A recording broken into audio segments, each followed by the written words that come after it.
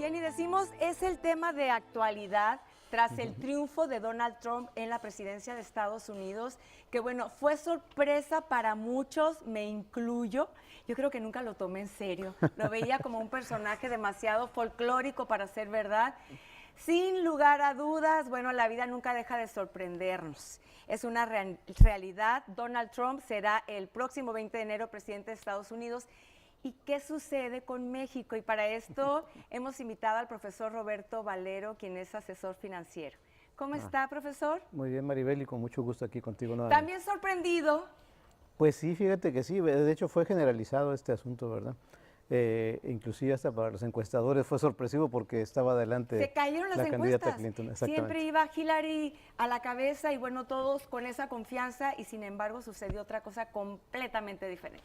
Exactamente, ahí bueno, pues habrá que hacer un análisis muy detallado acerca de qué pasó con la información que estábamos recibiendo, qué pasó con los encuestadores, el sentimiento de la gente que fue a votar.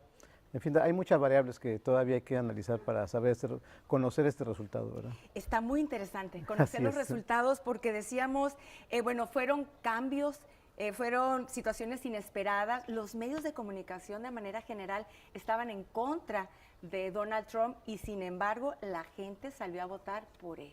Exactamente, sí. Entonces ahí pues hubo juegos de intereses, hubo un sentimiento nacionalista, hubo toda una gama de variables que te digo, al final de cuentas muchas no las tomamos en cuenta y entonces pues fue lo que dio como resultado esta victoria del presidente electo Trump. Ahora sí, el presidente Donald Trump. Así es. Y bien, decíamos, Hillary Clinton resultó más popular, pero pues ya en el voto duro ganó Donald Trump. Esa es la realidad.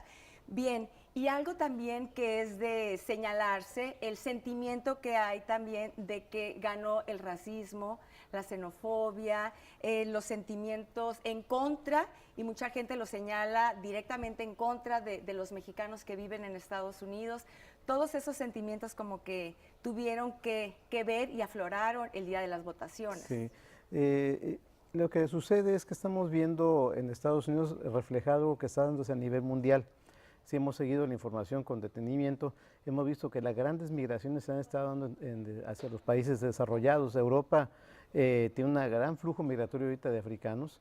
De hecho, fue una de las razones por la que Inglaterra salió cayó en el Brexit, se salió de la Unión Europea, porque no estuvo dispuesta a recibir a tanto migrante, exactamente. Entonces, sigue Estados Unidos este ejemplo porque Donald Trump, al final de cuentas, está siguiendo el camino de Inglaterra. Dicen, Inglaterra fue un modelo para Donald Trump. Dice, si ellos pudieron renunciar a la Unión Europea, ¿por qué nosotros no podemos también separarnos del caso de México, por ejemplo, el Tratado de Libre Comercio o en algunos otros tipos de situaciones?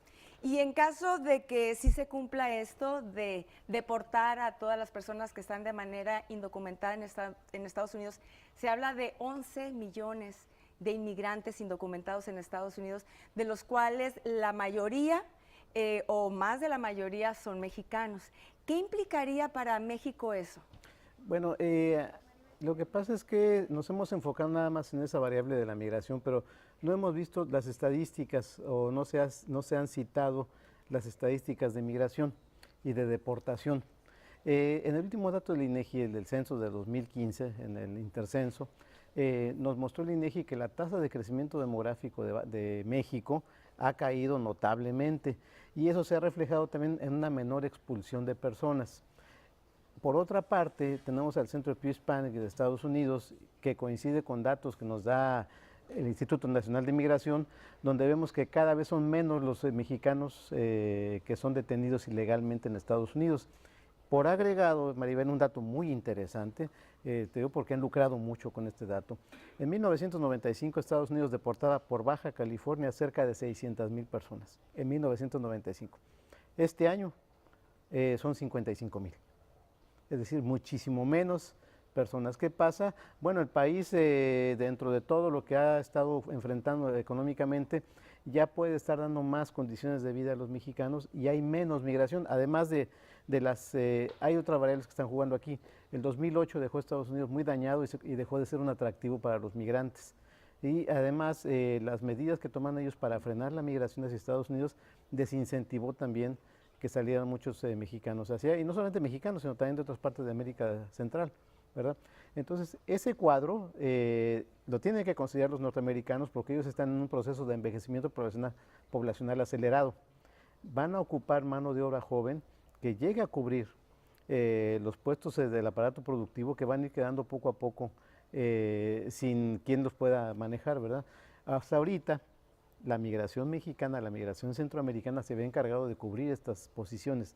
¿Qué va a pasar cuando empiecen a faltar estos y cuando ellos inicien ya este proceso más acelerado de envejecimiento poblacional? Deben de tener un plan. Debe haber un plan, pero ¿qué es lo que implica para México? ¿Qué va a suceder en nuestro país que lleguen estas personas? Y el mismo Barack Obama lo decía, ¿no? Una situación así, bueno, va a afectar mucho a México. También en la cuestión de las remesas, que ahorita lo vamos a platicar, el bloquear las remesas Claro. de indocumentados que mandan a sus familiares en México. Y decía el presidente actual de Estados Unidos, Barack Obama, que esto crearía una ola todavía peor de migración. Está la situación, bueno, pues interesante para conocerla, para comprenderla. Claro. ¿Qué le parece si se queda con nosotros? Hacemos una pausa comercial. Claro que sí. Nos falta hablar del muro, el famoso muro que se pretende construir, el peso frente al dólar y tantas situaciones.